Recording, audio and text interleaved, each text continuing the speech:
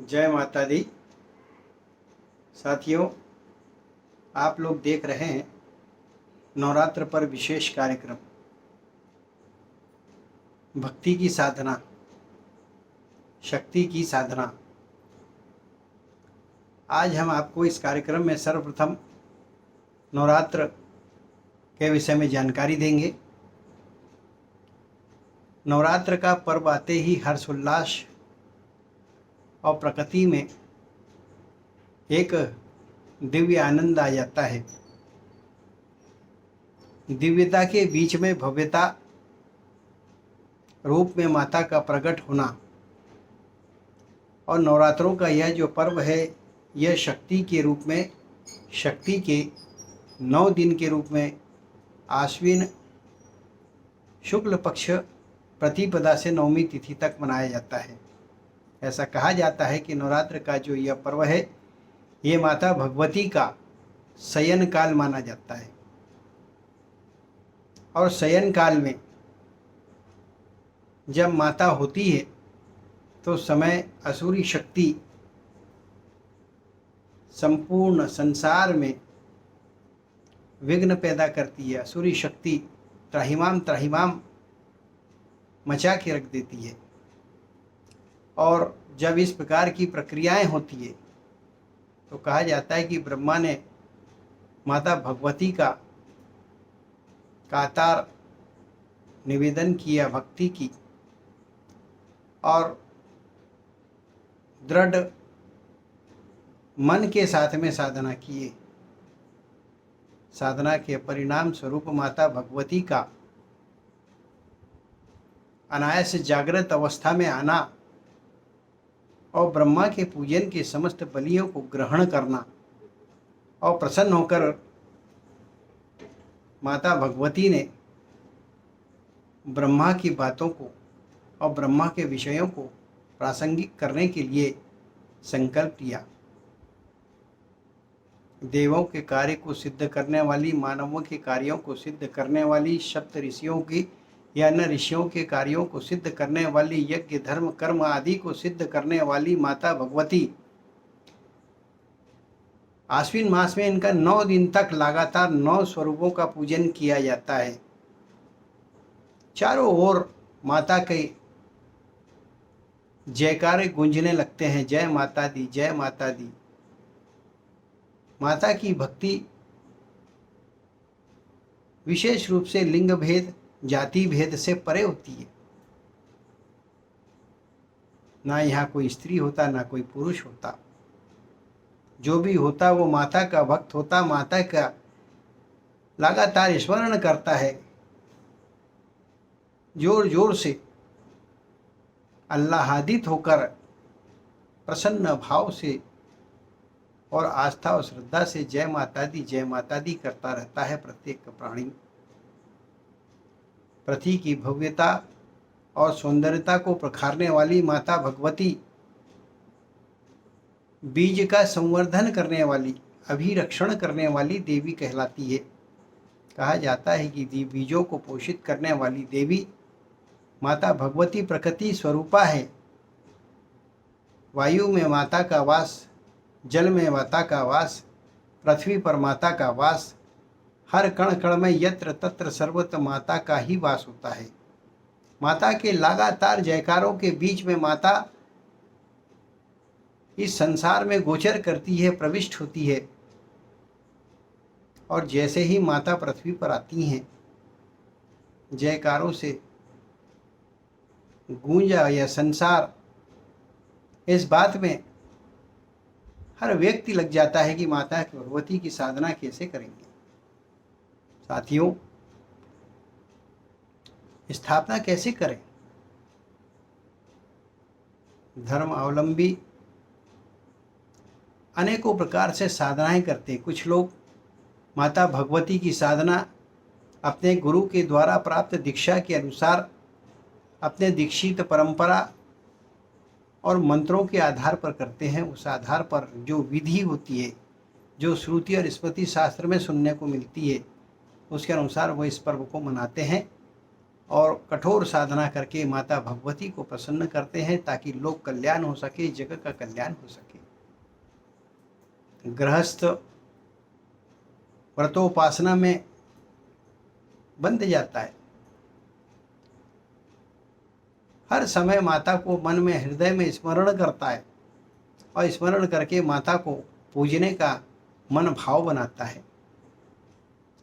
और जब उसके अंदर माता की भक्ति करना क्या भाव पैदा होता है तो उसकी जो शक्ति का स्वरूप है उसको कैसे दर्शन करना चाहता है, उस हेतु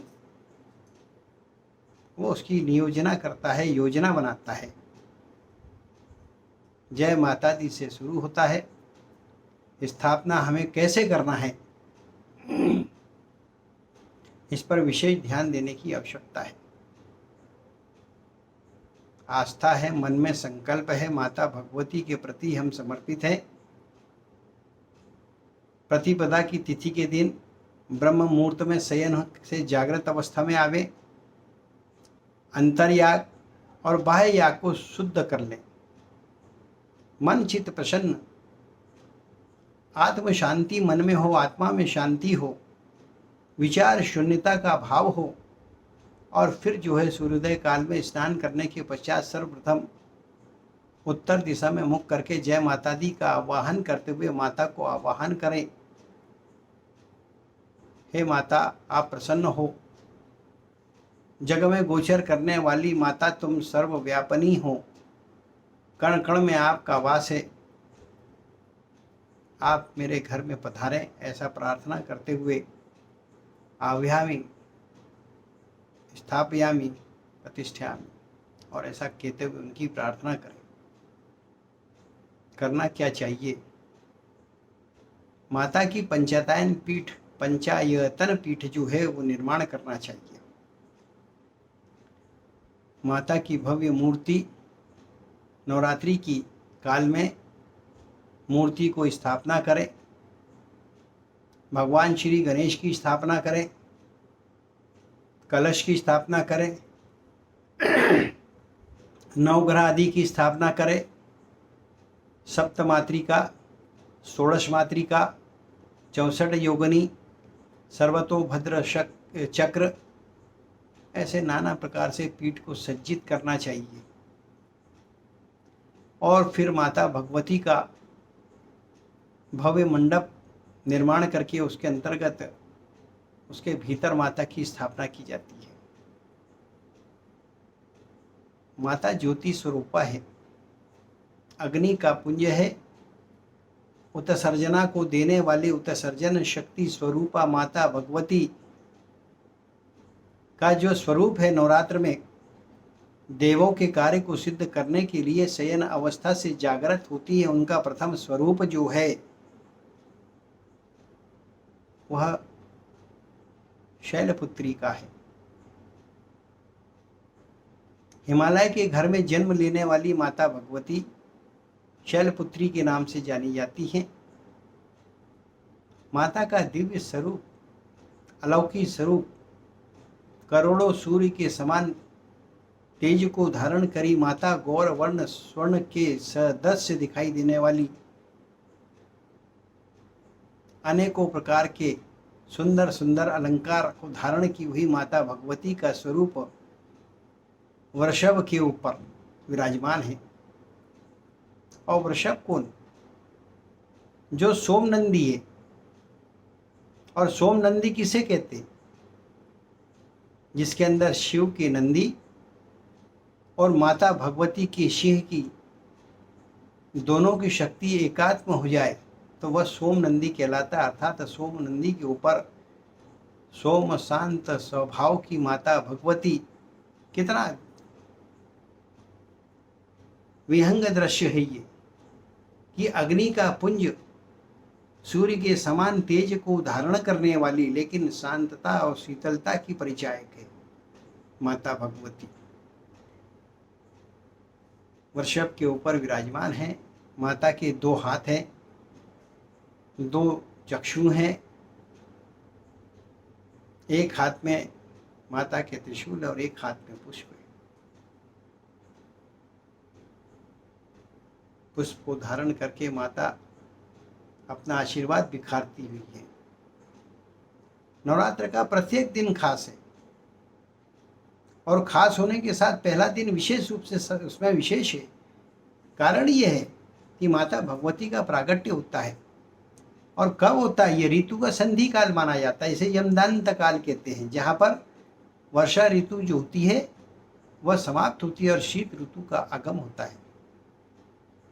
इस संधि काल को यमदंत काल कहा जाता है और यमदंत से तात्पर्य होता है कि यम के दांतों से संसार में अनेकों प्रकार की पीड़ा होती है। प्रकृति में चारों ओर जीवाणु कीटाणुओं की उत्पत्ति होने से प्रत्येक जीव पीड़ित होता है, हाहाकार होता है। इन सब असुरों को, इन सब विषघातों को नष्ट करने के लिए ही तो माता प्रकट होती है, ताकि बीज का संरक्षण और विरक्षण हो सके। नवरात्र 4 प्रकार के होते हैं। श्रुति शास्त्र, स्मृति शास्त्र, समस्त शास्त्र, वेद आदि ने इसका व्याख्या करें। दो नवरात्र जो होते हैं वो गुप्त नवरात्र होते हैं।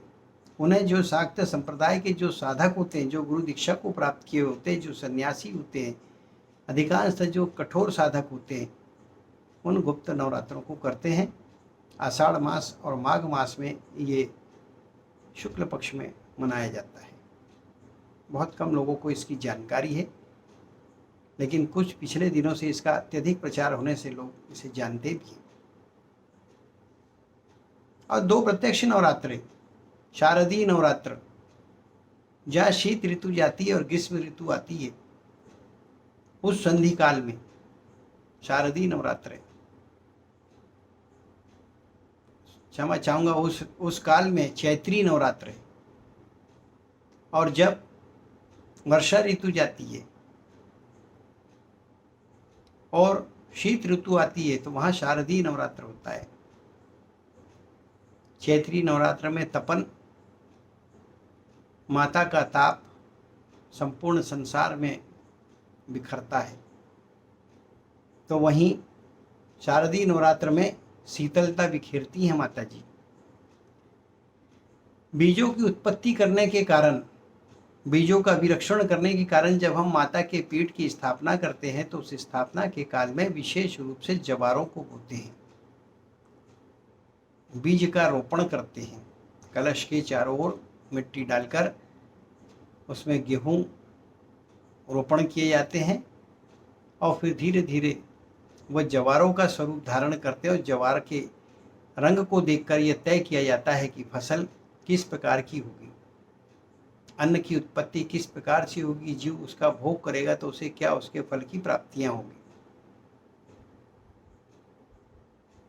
माता भगवती बीजों का संरक्षण करती है, बीजों को प्रस्फुटित करती है और बीजों के प्रस्फुटित होने के पश्चात जब फसल पकती है तो यह वह काल धीरे धीरे आगे बढ़ता है और जिससे प्रत्येक मनुष्यों में प्रसन्नता का भाव उत्पन्न हो जाता है। ये उसका वैज्ञानिक कारण भी एक है कि हम हमारे बीजों का परीक्षण इस नवरात्र काल में माता भगवती की साधना करते हैं।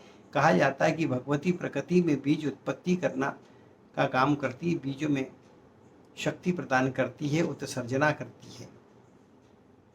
माता शैलपुत्री का जन्म भगवान शिव की आज्ञा चक्र से कुछ स्थानों पर बताया गया है, तो माता हिमालय के घर में जन्म लेती है।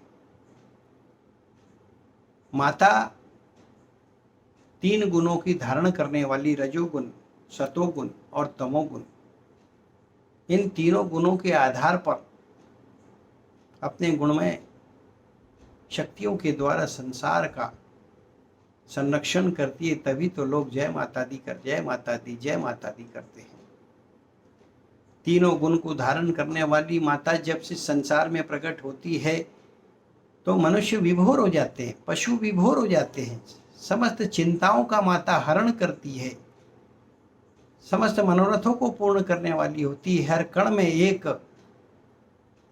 लहर सी पैदा हो जाती जो प्रकृति को सुरम में बनाती है और उस वजह से समझ लोग विभोर हो जाते हैं। और यही देव कार्य है माता का, देव कार्यों के लिए आई है। प्रत्येक जीव का पोषण करना माता का धर्म, इसलिए बीजों का संरक्षण करती है, बीजों को संपुष्टता प्रदान करती है। देव कार्य माता का विशेष उद्देश्य है, क्योंकि ब्रह्मा ने देव कार्यों को निष्पादन करने के लिए माता का आह्वान किए। जब माता प्रकट हुई तो स्तवन करे, तो ये क्या है? देवकार अर्थात असुरी शक्तियों को नाश करना। जब देवताओं के वश में नहीं था, संसार में गोचर में प्रत्येक जीव पीड़ित था असुरी शक्तियों से, तो माता का आह्वान किया गया और इस आधार पर माता प्रकट हो गई। लिंग भेद, जाति भेद के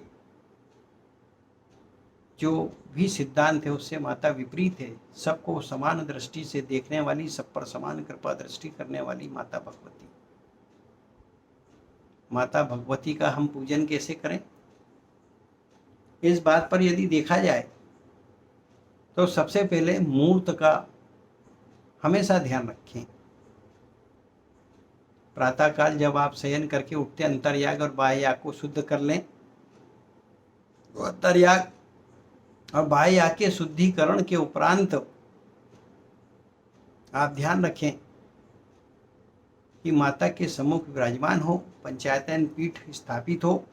सर्वप्रथम गणेश जी का पूजन करें, उसके पश्चात नवग्रह का पूजन करें, उपरांत जो है कलश जो स्थापना करें, कलश का पूजन करें। कलश के पूजन के बाद माता के शक्ति के स्वरूप में उन्हें अखंड ज्योत प्रज्वलित करके ज्योति स्वरूपा महादेवी आभ्यामी कर कर उन्हें आवाहन करें, अखंड ज्योत जलाएं। माता के दाहिनी ओर घी का दीपक अर्थात घी की अखंड ज्योत जलाना चाहिए और बाईं ओर तेल की अखंड ज्योत जलाने से माता प्रसन्न होती है। माता की भक्ति सहज कर सकते हैं, कठोर साधना भी कर सकते हैं करने वाले। तो माता के पूजन को विशेष रूप से समर्पित भाव के साथ में करना चाहिए और उसी के साथ में ब्रह्म मुहूर्त में स्थापना करें। फिर प्रदोष काल में स्थापना कर सकते हैं। उसके पश्चात अभिजीत मुहूर्त में अर्थात दोपहर में या दिन में 11:38 से लेकर 12:26 के बीच में माता भगवती की स्थापना करना चाहिए। उसके पश्चात सायंकाल प्रदोष काल में सूर्योदय से सूर्य अस्त से 45 मिनट पहले, सूर्य अस्त के 45 मिनट बाद यह मुहूर्त होता है। पूजन स्थापना उसमें कर सकते हैं। अब यहाँ पर प्रश्न आता है मुहूर्त का बलि होने का। तो ऐसा कहा जाता है कि माता भगवती की ब्रह्म काल में से लेकर प्रदोष काल जो प्रातः काल का है, इसमें स्थापना करने से उत्तम फल की प्राप्ति होती है। अभिजीत मुहूर्त में माता की दिन के मध्य में स्थापना करने से मध्यम फल की प्राप्ति होती है और रात्रि के काल में यदि हम पूजन और स्थापना, पूजन यहाँ कर सकते हैं पूरी रात भर, लेकिन स्थापना का प्रश्न यहाँ पर, स्थापना यदि हम रात्रि काल में करते तो अतम फल की प्राप्तियां होती है। सतयुग में केवल माता भगवती की रात्रि काल में पूजा के आदेश है, लेकिन कलयुग में सूर्योदय काल में माता की स्थापना कर देना चाहिए। इस बात का आप ध्यान रखें। माता भगवती का पूजन पूरब हो या पश्चिम, उत्तर या दक्षिण, किसी भी दिशा की ओर देखे, 10 दिशाओं में माता पूजी जाती है। फिर माता भगवती का जो यह पर्व है, बंग देश में, मगध देश में यदि आप देखेंगे, बड़े शौर्य के साथ मनाया जाता है। 10 महाविद्या का पूजन का भी विधान है। पहले दिन जहाँ शैलपुत्री का गृहस्थ पूजन करते हैं, तो वहाँ जो शाक्त संप्रदाय के साधक हैं वो माता महाकाली की स्थापना करके पूजन करते हैं 10 विद्या के अंतर्गत। माता भगवती का पूजन हम करें। मूर्त स्थापना करने के पश्चात विधि विधान के साथ में भगवती का नाना प्रकार से पंचोपचार अष्टोपचार, षोडशोपचार पूजन करें। अनेकों प्रकार के पुष्पों से बनी हुई माला माता को समर्पित करना चाहिए, पुष्पादि समर्पित करना चाहिए। प्रकृति के सुरम्य वातावरण में इसमें नाना प्रकार के पुष्प पुष्पित होते हैं, नाना प्रकार के बीज पुष्पित होते हैं, वो माता को निवेदन करना चाहिए। नवरात्र करने का नियम है,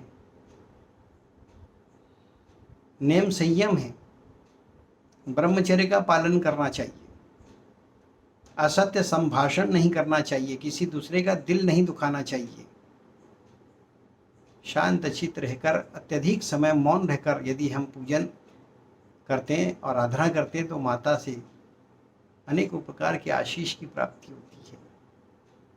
हठ योगी साधना,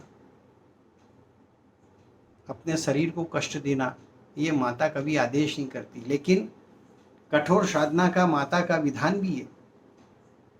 भगवान राम ने कठोर साधना की, दृढ़ मन से साधना की, उसके फल की प्राप्ति करे, असुर को नाश करे। इसी प्रकार से अनेकों ऋषियों ने, मुनियों ने, देवों ने माता की भक्ति की, कठोर साधना करके प्रकृति के अनुत्तम अनुरक्षण के लिए फल को प्राप्त करें। माता भगवती का पूजन मनुष्य के जीवन में समस्त फल को देने वाला है। ध्यान रखें, माता भगवती का आवाहन करें, पूजन करें, भजन करें, कीर्तन करें। या देवी सर्वभूतेषु शक्ति रूपेण संस्थिता नमस्तस्यै नमस्तस्यै नमो नमः। शक्ति के रूप में है माता, ऐसा भाव मन में रख के उनका पूजन और स्थापना करना चाहिए। सारे फलों की आपको प्राप्तियां होती है। बीज मंत्र की यदि हम बात करते हैं तो यहाँ पर 2 प्रणव मंत्रों का जो शिव शक्ति के रूप में माना जाता है, ओम म्रीम नमः मंत्र ध्यान से सुनिए। बीज मंत्र है ओम म्रीम नमः। नवरात्र के काल में संकल्प करें, व्रत का संकल्प के साथ में पठन पाठन करना चाहिए। जिनकी आस्था राम में होती वो रामायण पढ़ते हैं, नवपारा।